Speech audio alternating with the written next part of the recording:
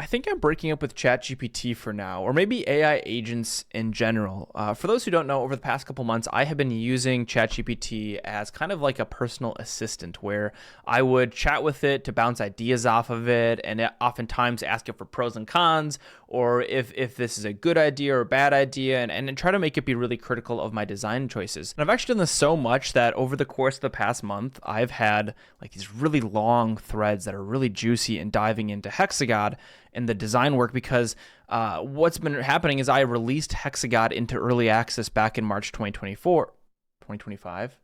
Earlier this year, I released Hexagod, and there's some things that just weren't working well. So I spent the last month, like I haven't had a patch for Hexagod since I think since April 10th. So I spent the last month really diving into critically looking at what made Hexagod fun, and then trying to take a step back again and again and again with ChatGPT to see, do these systems work together? Do these systems fit together? And to some regard, that's been a very successful conversation, and I think has helped me uncover and learn a lot about Hexagod and maybe my own game design decisions and stuff like that. But for me, the challenge comes down to the long-term impacts and the consequences of me chatting with the ChatGPT agent for creative purposes. I understand that ChatGPT is an excitable and almost like it's almost like it's excited to be talking to me.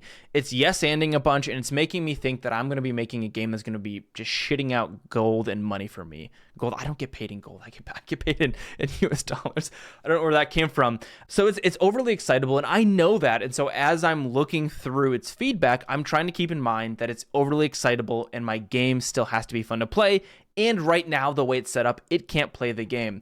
It's only as good as the information I put into it and then the information that comes out of it. And so it is garbage in, garbage out. But I think in the long run, I kind of fell victim to the fact that I am not actually...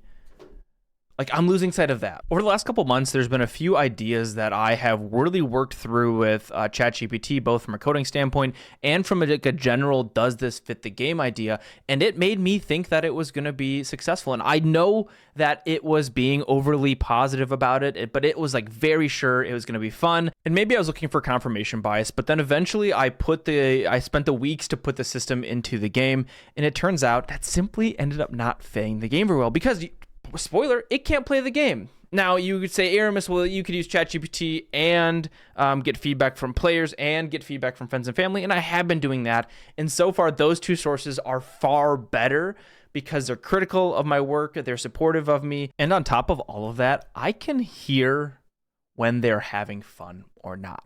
It's really hard to read something and understand if someone's having fun, especially when ChatGPT is using probably like refined language to help me feel good about what I'm doing. But I can hear if a friend is just giving me feedback to be supportive or if they're genuinely having fun and excited about the ideas. And that sort of like human to human contact is pretty important for me to be able to understand the direction I'm going in. Is it better than what it was before? And kind of what are they expecting out of a game like this? And that's been very helpful for talking to actual humans. Speaking of talking to other humans, I have a podcast called Scope Creepers. Yes, I have 7 episodes out there. Mostly it's me and Thomas Stewart talking to each other, but recently I've started interviewing other game developers, and I'm excited to continue to expand that thread because one of my goals this year was to reach out and learn more from other great developers. And this is a conversation these are a bunch of conversations that I think you would find valuable, and there is even a Spotify feed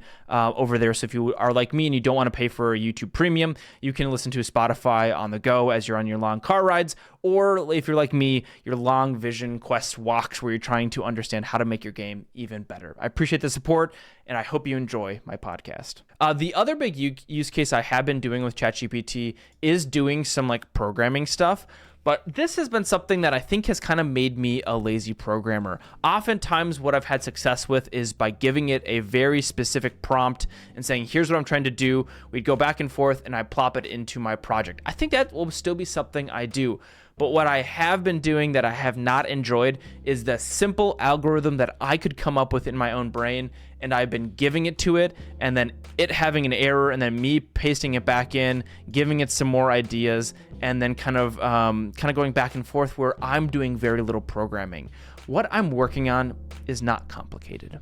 I'm not reinventing the wheel. I'm not trying to land something on the moon or anything crazy like that. I'm doing very simple algorithms, and the scale and scope of them, they don't have to be all that optimized to run perfectly fine on people's computers.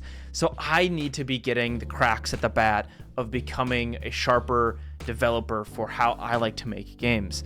And in the long run, I found myself kind of atrophying those skills and leaning almost too heavily on ChatGPT to help me out with programming.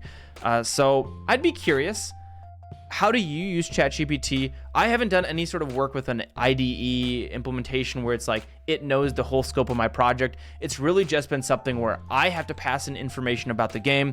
I have to give it requirements, garbage in, garbage out. And as sometimes as a human, I do inevitably create garbage. And so sometimes I get garbage out, and that's my own fault.